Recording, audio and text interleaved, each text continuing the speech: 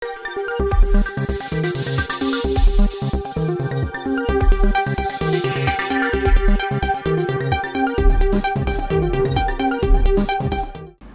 বাংলা রাতের সংবাদে সবাইকে স্বাগত জানাচ্ছি। আমি মুনমুন আমিন। শুরুতেই জানিয়ে দিচ্ছি সংবাদ শিরোনাম। 4 মাসে নৌপথে 10 মরদেহ উদ্ধার, আটক 2। রংপুরে শিক্ষকদের নকল সরবরাহের ভিডিও করায় 5 সাংবাদিকদের উপর হামলা ও ক্যামেরা ভাঙচুর। ভারত পাকিস্তান যুদ্ধ, আলোচনায় চীনের তৈরি এয়ার ডিফেন্স সিস্টেম। বর্ষাকে সতর্ক করলেন পরিমণি। হামজা সমিত জুটিতে ফুটবলের নবজোয়ার, প্রস্তুত হচ্ছে জাতীয় স্টেডিয়াম। শুনছিলেন সংবাদ শিরোনাম, এবার বিস্তারিত। গত 4 মাসে নৌপথে অভিযান চালিয়ে বিপুল পরিমাণ অস্ত্র উদ্ধারের পাশাপাশি 20 জনকে আটক করেছে কোস্টগার্ড। উদ্ধার করা হয়েছে 10 জনের মরদেহ, যাদের পরিচয় এখনও শনাক্ত হয়নি। আজ বৃহস্পতিবার দুপুরে রাজধানীর কোস্টগার্ড সদর দপ্তরে এক সংবাদ সম্মেলনে একথা জানান ঢাকা জোনের কমান্ডার ইমতিয়াজ হোসেন। তিনি বলেন, নৌপথে পণ্য পরিবহনের নামে পণ্য মজুত রোধে 1257টি লাইটার জাহাজে অভিযান চালানো হয়েছে। সতর্ক করা হয়েছে নাবিক ও কর্মচারীদের। একই সঙ্গে নৌপথ নিরাপদ করতে বোটের মাধ্যমে চালানো হচ্ছে টহল কার্যক্রম। ইমতিয়াজ হোসেন বলেন, ঝাটকা নিধন অভিযানের অংশ হিসেবে 1,56,530 কেজি ঝাটকা ও বিপুল পরিমাণে অবৈধ জাল ও ট্রলার জব্দ করা হয়েছে।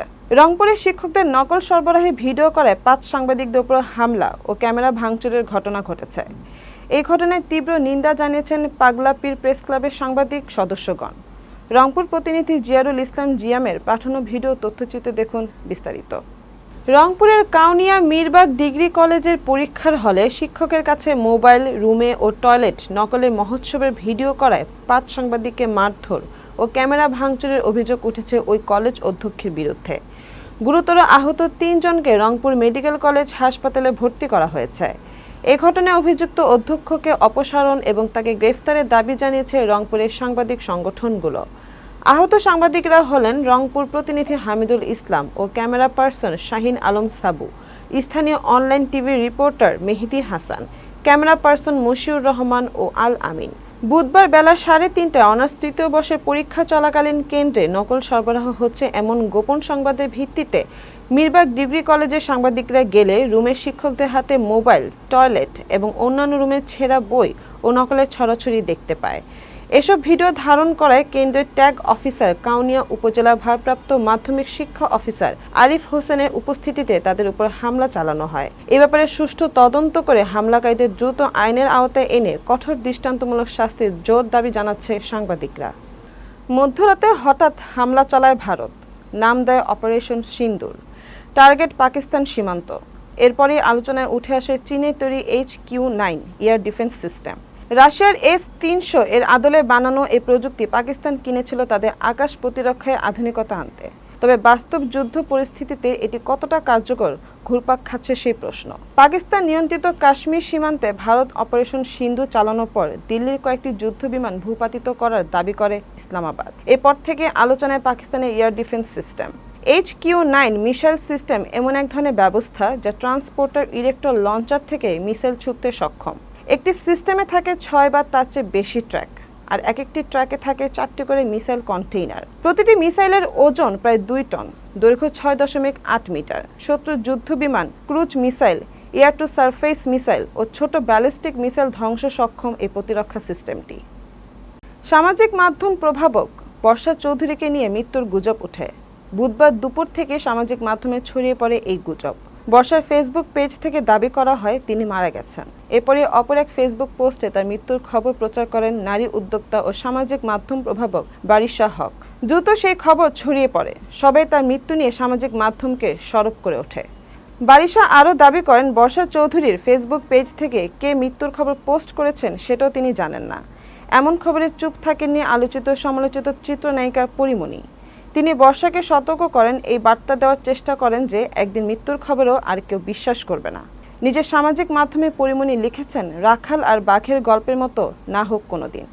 মৃত্যু নিয়ে এমন মজা আর নিয়েন না, বা কাউকে নেওয়ার সুযোগও দেন না ডিয়ার বর্ষা চৌধুরী। যেদিন সত্যি আপনি চলে যাবেন সেদিন আপনার জন্য শোক প্রকাশের জায়গাটা রাখেন অন্তত। জীবন সুন্দর হোক। জাতীয় স্টেডিয়ামে হামজা সমিতের জুটিতে নতুন অধ্যায় শুরুর অপেক্ষায় বাংলাদেশ। আগামী মাসের 10 তারিখ সিঙ্গাপুরের বিপক্ষে ম্যাচ দিয়ে আবারও ফিরছে ফুটবল। সংস্কারের কারণে দীর্ঘদিন বন্ধ ছিল জাতীয় স্টেডিয়াম। ওই ম্যাচের অভিষেক হয়ে যেতে পারে কানাডিয়ান প্রবাসী সমিত সোমের। তাই ঘরের মাঠে হামজা সমিতের খেলা দেখতে মুখিয়ে সমর্থকরা। ফুটবলে নতুন এই জোয়ারের সাক্ষী হতে উন্মুখ হয়ে আছেন সমর্থকরা। এদিকে চলতি মাসে ২২ তারিখের মধ্যে জাতীয় স্টেডিয়াম বাফুফেকে বুঝিয়ে দিতে হবে বলে নির্দেশনা দেওয়া হয়েছে। হামজা সমিতকে বরণ করে নিতে মাঠে এখন চলছে শেষ মুহূর্তের প্রস্তুতি।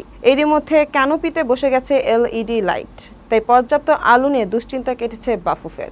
এছাড়া ভুল জায়গায় বসানো 408টি চেয়ার মশাল গেটের দুপাশে গ্যালারিতে বসানোর কাজ এরই মধ্যে শুরু হয়েছে। ঘাস নিয়ে অনেক প্রশ্ন তৈরি হলেও সৌন্দর্য বর্ধনের জন্য প্রস্তুতি গ্রহণ করা হয়েছে। পুরো মাঠে দড়িতে ছক কেটে মাঠের ডিজাইন তৈরি করা হচ্ছে ইউরোপের আদলে। ম্যারাথন সংস্কারের কারণে দীর্ঘদিন এই মাঠে খেলা উপভোগ থেকে বঞ্চিত ছিলেন দর্শকরা। 10 জুন AFC এশিয়ান কাপ কোয়ালিফায়ারের সিঙ্গাপুর ম্যাচের মধ্য দিয়ে অপেক্ষা সেই পালা শেষ হবে। হামজা সমিতদের লাল সবুজের দলে অন্তর্ভুক্তিতে ফুটবলের নতুন জোয়ার এসেছে বাংলাদেশে। ঐতিহাসিক সেই মহেন্দ্রক্ষণের সাক্ষী হতে উন্মুখ হয়ে আছেন সমর্থকরা। তাই প্রস্তুত হচ্ছে মাঠ, প্রস্তুতি নিয়ে রাখছেন লাল সবুজের দর্শকরাও।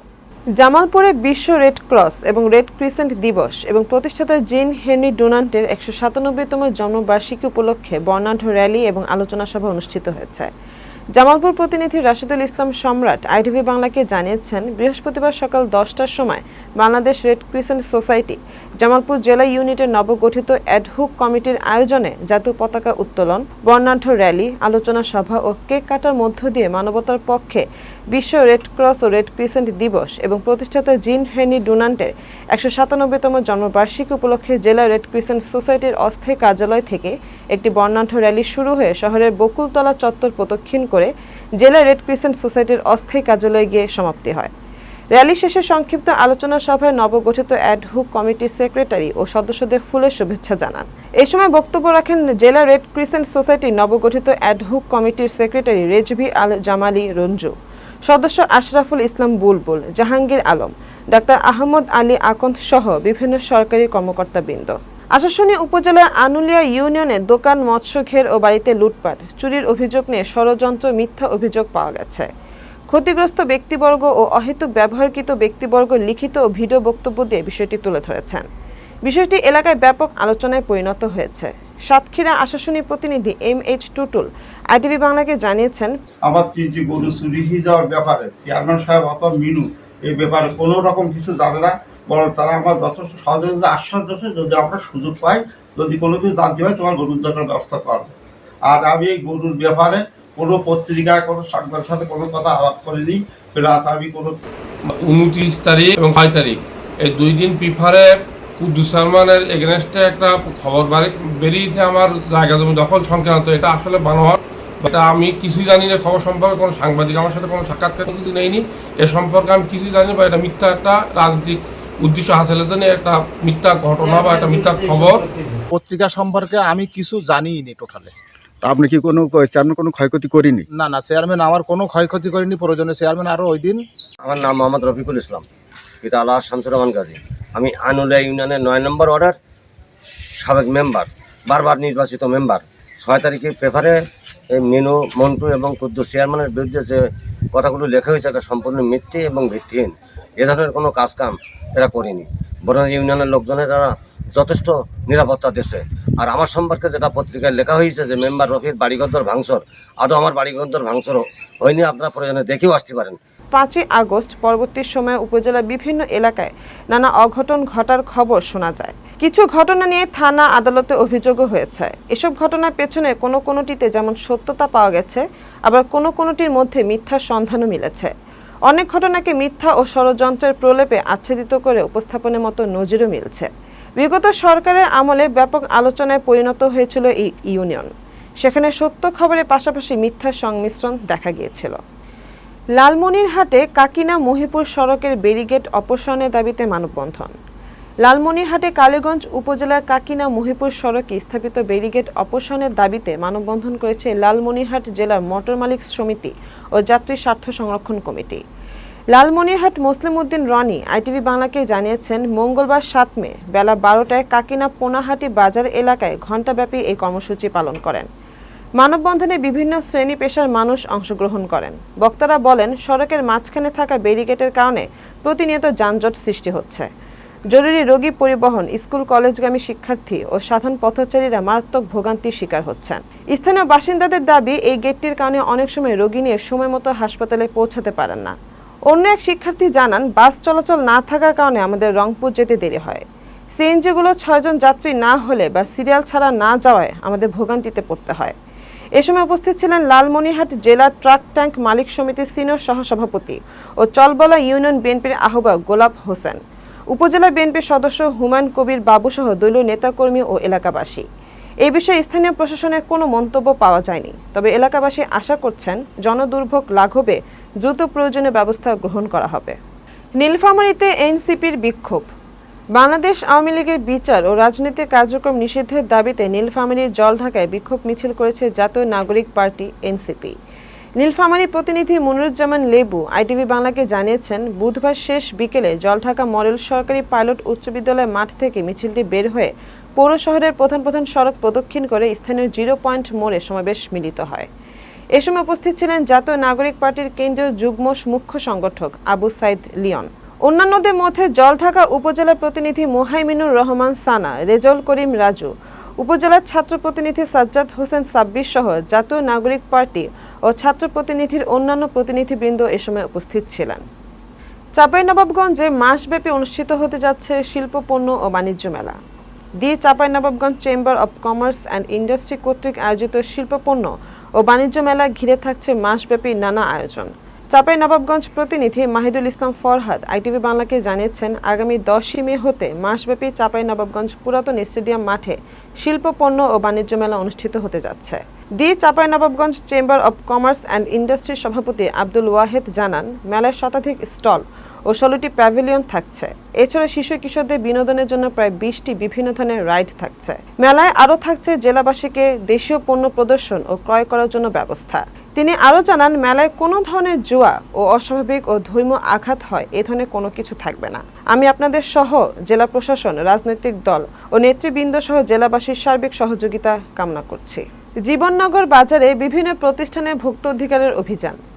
চুয়াডাঙ্গা জীবননগরে এক প্রতিষ্ঠানকে 30,000 টাকা জরিমানা করেছেন ভুক্ত অধিকার সংরক্ষণ অধিদপ্তরের চুয়াডাঙ্গা কার্যালয়ের সহকারী পরিচালক মোহাম্মদ মামুনুল হাসান। চুয়াডাঙ্গা প্রতিনিধি মুনাইম হোসেন আইটিভি বাংলাকে জানিয়েছেন, গত মঙ্গলবার সকাল 11:30 থেকে দুপুর 3টা পর্যন্ত এই অভিযান চালানো হয়। চুয়াডাঙ্গা কার্যালয়ের সহকারী পরিচালক মোহাম্মদ মামুনুল হাসানের তথ্য, জাতীয় ভুক্ত অধিকার সংরক্ষণ অধিদপ্তরের চুয়াডাঙ্গা জেলা কার্যালয় কর্তৃক মঙ্গলবার জীবননগর উপজেলার নতুন তেঁতুলিয়া গ্রামে অভিযান চালানো হয়। অভিযানে অবৈধ ড্রিঙ্কস বিষয়ে তদারকি করা হয়। এ সময় অবৈধ ড্রিঙ্কস বিক্রি করার অপরাধে মেসার্স নিশান ট্রেডার্স এর স্বত্বাধিকারী মোহাম্মদ মতিউর রহমানকে ভুক্ত অধিকার সংরক্ষণ আইন 2009-এর 45 ধারা অনুসারে 30,000 টাকা জরিমানা করা হয়। এছাড়া সংশ্লিষ্ট ব্যবসায়ীকে যথাযথ কর্তৃপক্ষ হতে লাইসেন্স গ্রহণ করে মানসম্মত ড্রিঙ্কস বিক্রির নির্দেশনা দেওয়া হয় এবং 1296 পিস ভেজাল ড্রিঙ্কস ধ্বংস করা হয়। অভিযানে সার্বিক সহযোগিতা করেন নিরাপদ খাদ্য কর্মকর্তা সজীব পাল ও জেলা পুলিশের একটি টিম। জনস্বার্থে এই অভিযান অব্যাহত থাকবে বলে জানান ওই কর্মকর্তা।